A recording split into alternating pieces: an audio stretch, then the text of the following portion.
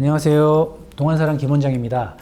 오늘은 하안검 성형과 애교 성형에 대해서 리뷰를 해볼 건데요. 아무래도 저희 병원의 주력 수술이다 보니까 댓글이 굉장히 많았고요.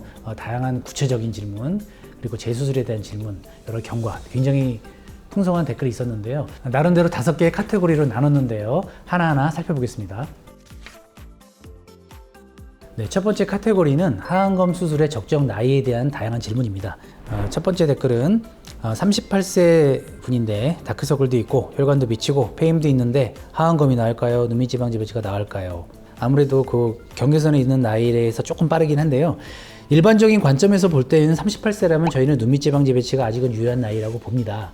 근데 남자인 경우에 굉장히 근육이 발달하거나 그런 사람들은 간혹가다 근육의 늘어짐이 꽤 있거든요. 이건 먼저 내원해서 보셔야 되지만 일반적으로 38세라면 너무 이렇게 골짜기가 깊어서 주름이 많다고 생각할 수 있는데 그 골짜기가 대부분 유착 때문에 그런 거거든요. 더 판별하는 그 정확한 그 랜드마크는 애교살이에요. 애교살이 처졌느냐 안 처졌느냐에 따라서 이게 하안검 쪽으로가 적합하냐, 눈밑지방 재배치가 적합하냐를 감별할 수 있거든요. 일반적인 관점에서는 38세는 눈밑지방 재배치로도 충분하다 이렇게 말씀드리고 싶네요. 네, 두 번째 댓글은 40대 중반인데 가능한지. 40대 중반이면 당연히 이제 갈림길에 있는 나이긴 한데 딱 잘라서 말할 수는 없고요. 제가 보기에는 40대 중반이면 5대5 정도로 봅니다. 개인차에 따라 약간 탄력이 괜찮고 처짐이 많지 않은 사람은 눈밑지방제 배치로도 어느 정도 해볼 수 있는데 생각보다 이제 고랑이 너무 깊다든지 애교살이 많이 처졌다든지 이런 분들은 그분의 물론 선호도도 있긴 한데 충분히 양쪽 다 설명을 드리고 유불리를 따져서 말씀을 드리면 어느 정도 충분히 납득하는 범위 내에서 우리가 충분히 상담하고 결정하니까 아무래도 이런 경우에는 직접 내원해서 상담을 하시는 게 좀 더 좋은 선택을 할 수 있을 거라고 생각합니다. 네, 다음 댓글도 마찬가지로 45세 남자인데 재배치를 해야 되느냐 하안검 해야 되느냐 고민하시네요. 남자는 조금 미묘해요. 이제 성향이 좀 병원에 오는 걸 싫어하니까 확실한 걸 원하시는 분이 은근히 많거든요. 하안검 수술의 기술이 나름대로 괜찮아졌기 때문에 흉터가 깨끗하기 때문에 제가 설명을 드려서 탄력이 괜찮아서 눈밑지방 재배치를 권했더라도 약간 남아있는 미세한 그런 늘어짐이 있는 부분에 대해서 약간 아쉬워하고 저한테 하안검 수술을 권하지 그러셨나요? 라고 반문하시는 분이 웃으면서 말씀하시는 분이 간혹 계세요. 그렇기 때문에 저는 두 가지 관점을 다 말씀드릴 수밖에 없고요. 가급적 그분의 선호도를 최대한 파악하려고 노력은 하지만 40대 중반 정도 되면 하안검 쪽으로 갈 가능성이 더 높다고 보고요. 보통 초반에서 갈린다고 저는 그렇게 생각하고 있습니다.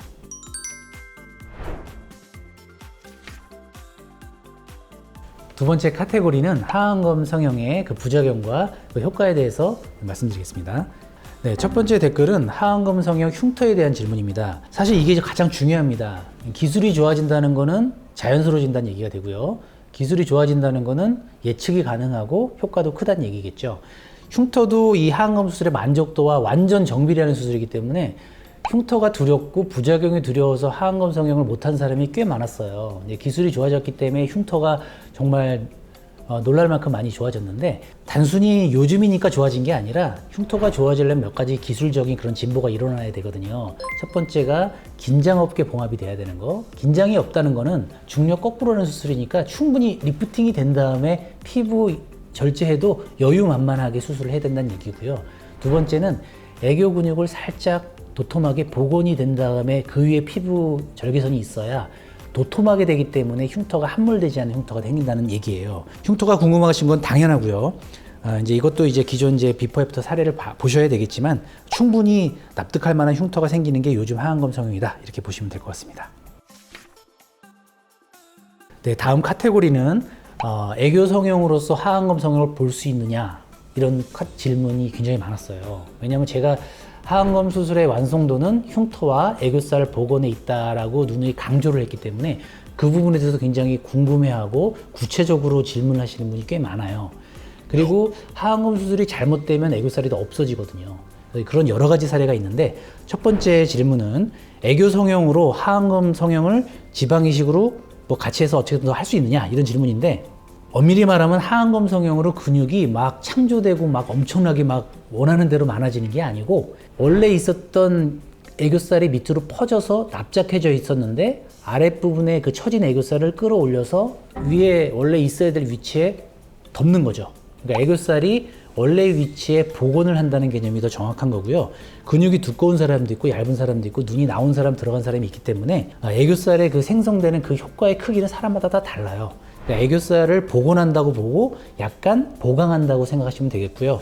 애교살이 뭐 원하는 대로 생성되는 그런 수술은 아니에요. 근데 뭐 애교살을 하기 위해서 뭐 지방이식 하시는 분도 계시고 필러 넣는 분 계시고 여기다 알로덤 넣는 분 여러 분 계시는데 솔직히 말씀드려서 저는 신뢰할 방법은 없다고 생각해요. 그냥 필러나 알로덤 이런 것들은 그냥 표정을 짓거나 안 짓거나 그냥 물리적으로 그냥 있는 거잖아요. 매우 부자연스러울 수밖에 없고요. 그 볼륨 컨트롤이 잘 섬세하게 이루어지지 않기 때문에 완성도 면에서 매우 떨어지고 결국 후회하시는 경우도 많거든요. 필러라면 녹일 수 있지만 뭐 알로덤이나 이렇게 지방이식 같은 걸 하게 되면 이거 제거하기도 어렵기 때문에 개인적으로 애교살은 좀 완성도 높은 하안검 성형으로 차라리 하시는 게 가장 자연스러운 결과를 내지 않을까 싶습니다.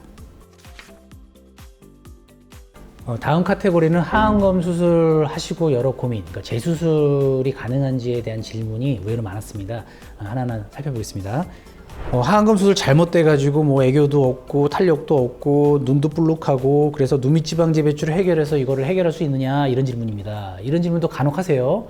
하안검 수술이 잘못돼서 충분한 결과가 못 됐는데 눈밑지방제 배출로 이 불룩한 걸 해결할 수 있느냐 이렇게 생각을 하세요. 그건 잘못됐습니다.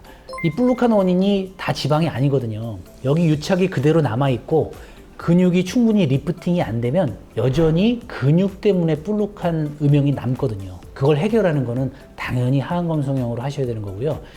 그러니까 눈밑이 불룩한 이유가 다 지방이라고 생각하시는 분이 굉장히 많은데 지방 플러스 근육이 몰려있는 현상, 그러니까 알통이라고 생각하시면 되죠. 우리가 힘 안 줘도 이렇게 하면 알통이 나오듯이 여기 유착이 심하면 근육이 이렇게 피부랑 근육에 몰려서 그게 도톰해지거든요. 근데 제대로 된 하안검 성형을 한다면 거기를 확실하게 풀어주고 재배치를 하는데 그냥 약식으로 지방을 빼고 이렇게 피부 절제하는 식으로 하안검 성형은 여기를 별로 해결을 해주지 않기 때문에 여전히 골짜기선이 남고 근육 늘어짐이 남기 때문에 그게 이제 지방이라고 착각하셔서 간단하게 재배치를 생각하시는데 근본적으로 하안검 수술을 다시 해서 해결해야 된다고 생각하고 제 경험상 웬만큼 많이 손상됐다 하더라도 하안검 수술은 어느 정도 기술의 그 차이가 많이 좀 있기 때문에 재수술로 어느 정도의 난이도는 다 극복할 수 있는 거로 저는 생각하고 있습니다. 네, 다음 댓글은 좀 구체적인 그 질문인데요. 눈밑 필러를 녹이고 수술을 해야 되는지 그런 질문입니다. 이런 분이 상당히 많습니다. 나이가 들면 원래 애교살이 많았던 사람이 이렇게 퍼지면서 납작해지고 속눈썹 인대가 오목해지거든요. 그러니까 옛날에는 굉장히 애교살 많다는 얘기도 듣고 매력적이었는데 지금은 애교살이 다 사라진 것 같고 여기 눈 밑에 이렇게 선이 생겨서 좀 주름처럼 비기 싫고 이런 고민을 하시는데 그래서 수술은 무섭고 그러니까 여기다 필러를 넣는 분이 의외로 많아요. 근데 제가 뭐 대부분 자연스럽게 되신 분이 매우 좀 드물다고 보이고요. 그래서 하안검 수술 하시는 분이 결국 수술 결심해서 이제 하시는데 수술할 때부터 이제 애교 필러를 굉장히 과다하게 넣으신 분이 많이 봅니다. 이런 분들은 어쩔 수 없이 녹이면 되고요. 또 애교뿐만 아니라 이렇게 고랑에도 넣으신 분이 많아요. 이제 수술에 이게 연관이 되기 때문에 일단은 필러는 가급적 수술하고 연관된 부위는 다 녹이고 한다가 제 원칙이고요. 수술이 잘 마무리되면 어느 정도 만족하시는데 충분히 시간이 지나서 만약에 애교 조금 더 욕심낸다 그러면 그 수술 거기에다가 조금 더 애교살을 소량 필러 넣는 거는 괜찮죠. 근데 대부분 잘 수술이 이루어지면요 다시 이렇게 필러를 넣고 하시는 분은 많지 않은 것 같습니다. 다음 카테고리는 애교 필러 시술을 하고 여러 가지 불만적인 그 상황에 대해서 이제 질문하는 그런 내용입니다. 애교 필러 후 눈 주변이 더 붓는다고 제가 이렇게 말씀드린 영상을 보신 것 같아요. 그래서 그 붓기가 계속 지속되는 건가요? 안 빠지는 건가요? 이런 한 질문을 하셨어요. 개인적으로 이제 애교 필러를 과다하게 집어넣게 되면 애교 필러 넣은 영역 주변이 다 이렇게 습해져요. 그러니까 근육이 좀 땡땡 붓고 또 혈액이 많이 절유돼서 다크서클이 더 심해지는 걸 제가 굉장히 많이 봅니다. 애교 필러는 진짜 소량을 넣어야지 그나마 장점이 조금 장점과 단점에서 장점이 더 많아지는 상황인데 많이 넣게 되면 이게 모양도 좀 퍼질 뿐더러 여기가 뭔가 이렇게 액체 느낌, 약간 이렇게 푸른빛을 띠는 그런 애교살이 되고 표정과 상관없는 애교살이 있기 때문에 저는 제 눈으로는 굉장히 부자연스러운 결과를 낸다고 생각을 하거든요. 그래서 애교 필러를 하고 눈이 많이 붓는다는 그런 증상을 호소하시면 필러를 녹이는 게 맞다고 생각하고 지방이 붉어져 있으면 눈밑 지방 재배치, 나이가 좀 많으시면 하안검 성형을 고려하시는 게 더 현명한 선택이지 않을까 싶습니다.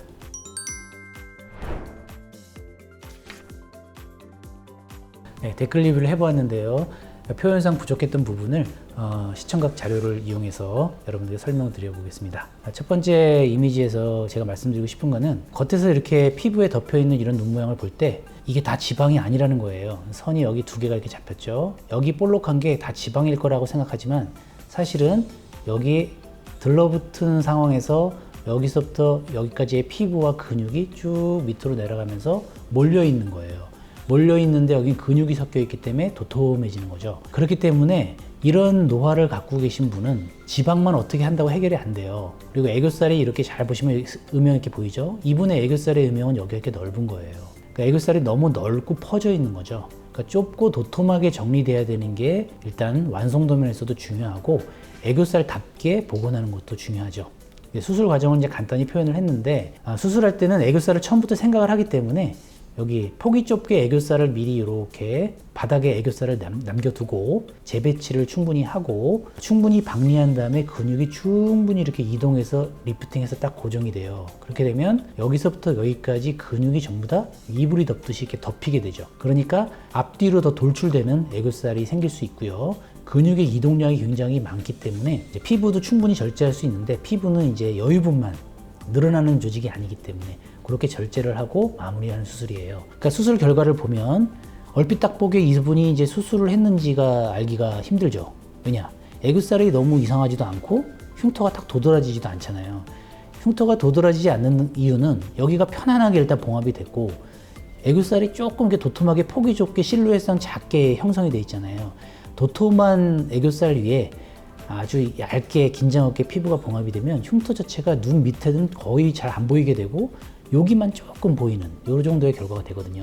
이렇게 되면 일단 얻는 게 굉장히 많기 때문에 만족도가 굉장히 높고 동안 성형의 아마 대표 주자라고 해도 될 만큼 많은 만족도, 남자들도 많이 하는 성형 이렇게 볼 수 있겠습니다.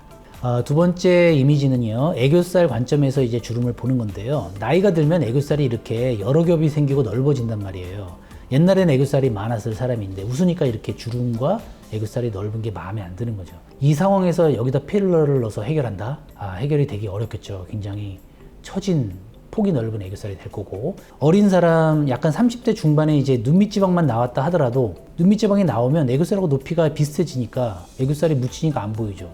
여기다가 애교 필러를 이렇게 넣는다? 그러면 쉽게 조금 넣어선 이제 티도 안 날 거고 엄청 많이 넣어야 이거보다 더 많이 나와야 되잖아요. 그러니까 과량 들어가게 되고 그러면 대롱대롱 매달리는 효과가 되고 결과적으로 그게 이 근육을 땡땡 붓게 만들기 때문에 다크서클, 이 단절된 느낌을 더 심화시킨다는 거예요. 그러니까 애교 필러는 소량 넣을 상황을 만들어서 소량만 넣던가 아니면 욕심을 좀 줄여서 조금 넣는 거로 만족하면 나름 괜찮은 시술인데 이 욕심을 자꾸 내다 보면 이게 부자연스러움의 그 결과를 낸다 이렇게 생각하는 겁니다. 네, 저의 댓글 리뷰가 많이 도움이 되셨나요? 나름대로 준비한다고 했는데 리뷰 영상이 쉽지는 않네요. 다만 이제 이런 그 시간들이 어떤 내용을 전달하는 거에서 좀 더 소통이 담긴 그런 내용들이기 때문에 굉장히 여러분들의 도움이 될 거라고 확신합니다. 좀 더 준비를 잘 해서 영상 주제별로 하나하나씩 여러분을 찾아뵙겠습니다. 감사합니다.